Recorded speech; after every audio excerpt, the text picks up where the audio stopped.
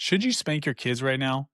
Most dads are answering that question at the worst possible moment. They're usually mid frustration with no plan of action. And here's what's strange: if you were a good leader at work, you would never make a hire or a fire call that reactively. You would have a process. But at home, on the highest stakes decision you'll ever make, you're like most fathers and you're running on instinct and often your bad mood. I'm the father of six. I've spent the last several years coaching hundreds of dads through this exact issue about spanking. And I want to walk you through something I tell every single one of them. Think about your job for a second. Imagine you're a leader and you walk up to an employee and you say, "I'm really frustrated. You didn't do this the way you were supposed to. I'm writing you up." And your employee is sitting there thinking, Nobody ever told me that was the expectation. Nobody trained me. Nobody gave me what I needed to actually do it." If you were that employee, you would be furious and you would have every right to be. But that's what we do to our kids all the time. We look at them and think, "What are you, dumb? You should know this." But they don't know it.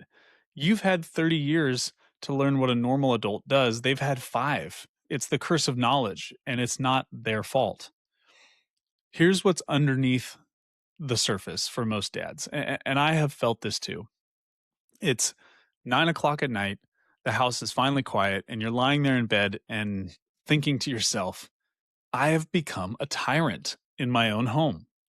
My kids are out of control. I'm losing it. And honestly, I think I'm losing their hearts. And that fear is not unfounded. What you do in these following months and years will shape who your kid is at 20. So before you ever spank, before you ever raise your voice, a leader should be asking 3 questions. If you're a good leader, you're already asking these at work. You've just never thought to ask them at home. So in this video, I'll give you the 3 questions. And these 3 questions are ones that will tell whether this is a discipline moment or if there's something else going on that you need to be aware of.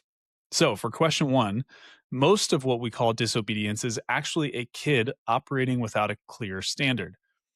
You think you've told them, and you didn't. Clean your room means nothing to a 6-year-old.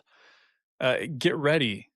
Get ready how? You know, like, tell me, and show me what you mean. A couple of years ago, my wife came up to me and she said that she could not get our kids into the car in under an hour. Every single time, one kid would, be without a sweatshirt. The other ones didn't have shoes or socks. And nobody had noticed until you got to the store and they didn't have shoes on. By the time we pulled out of the driveway, the whole family was already super on edge. And the reality is, my kids were not rebelling. Nobody had ever told them the actual sequence. Get your sweatshirt, then your socks, then your shoes. If you can't find one, come ask me. Don't wander off and start playing. They didn't have a standard because I had never given it to them. So the question number 1 is this: did I make the expectation crystal clear for a 5-year-old and not for a 30-year-old? If the answer is no, you don't have a discipline problem. You have a communication gap that is caused by you as a father, and you don't spank for a communication gap. But here's where this gets dangerous, because explaining it is not the same as training it. And that's question number 2, where most fathers drop the ball, even if they did a good job explaining, which is rare. So let's assume you did something to explain this perfectly, and the kid still can't do it. It's because knowing is different than experience. Telling your kid once and expecting it to stick is like a coach drawing the play on a whiteboard and then being shocked when it falls apart in the game. Think about how a coach actually works. First, he puts it up on the board. He says, "Here's where you stand. Here's where you move. This is how it's all going to go down." And then they go out to the field and they walk it at half speed. And then they run it at game speed. And then they drill it over and over and over in practice. And if it blows up in the game, well, he's not benching all these players for it going poorly. He brings it back to practice and he reps it over and over and over again. So with the car, I didn't just tell them. I carved out 40 minutes. I showed them what was expected. I talked to them about all of it. The whole thing was ridiculous and funny, and the kids loved it, and they ran it. And then we drilled it 10 times. And that thing has held for 2 years now. We get out the door in 5 or 10 minutes instead of an hour. And so question number 2 is, I have explained this clearly. Did I actually train it? Did I show them? Did I have them rep it out? Or did I just tell them once? And even when you've explained it and trained it, there's one more thing that quietly sets up a kid to fail. And it's also a question that rarely gets asked. Sometimes the kid knows exactly what to do and he still can't do it because there's something in the way. And the obstacle isn't his heart, it's probably more likely his environment. And if you punish a kid for an obstacle that you or your wife left in place, then that's not on him. That's on you. So back to the car story. Part of what I told my boys was if you can't find your socks, come tell me. Don't wander around and go play. Why did I tell them this? Because a missing sock is a resource problem, not a rebellion problem. If the laundry is a disaster and there's nothing clean in his drawer, my kid isn't disobeying directly. Like he's literally can't obey.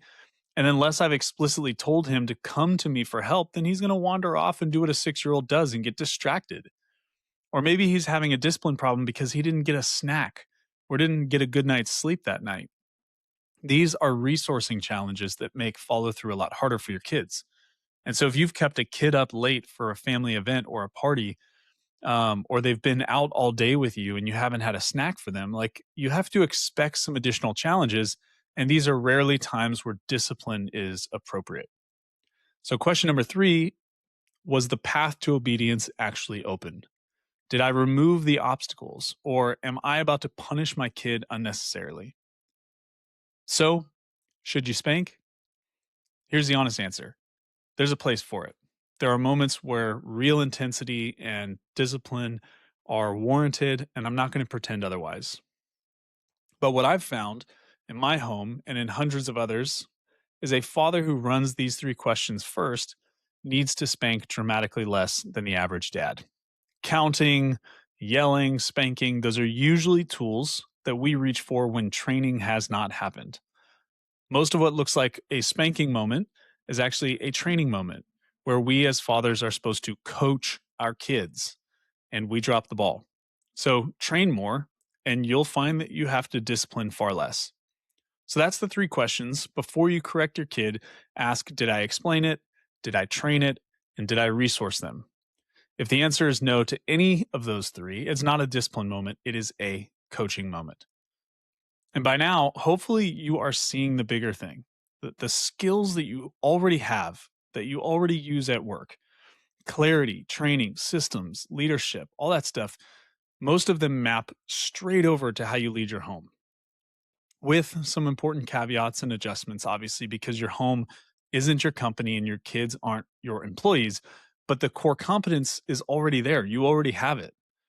And here's what I find with almost every guy that I talk to, he's got those skills. He's just never been given permission to bring them home, and he has no filter and structure for how to do it. Nobody ever handed him that. So he leads a team of 20 all day long, and then he walks through his front door at 6:45 at night, and he feels like he can't even lead 3 kids. And then he's frustrated, frustrated primarily with himself, and so he subconsciously checks out.